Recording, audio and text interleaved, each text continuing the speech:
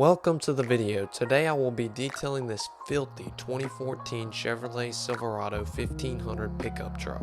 The outside of this truck was caked in mud, especially the wheels and the fender wells. Now, if you are new here, I post weekly car detailing videos just like this one that will blow your mind with the transformations. So, if that sounds like something you are interested in, then consider subscribing.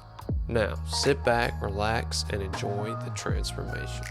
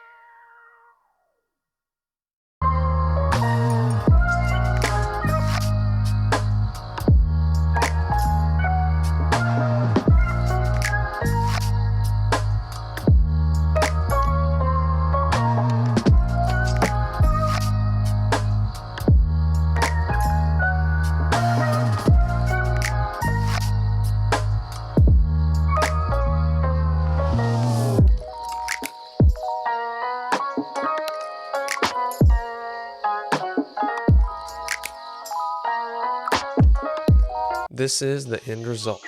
If you have enjoyed this video so far, please leave a like and subscribe to the channel so that you do not miss out on any future videos.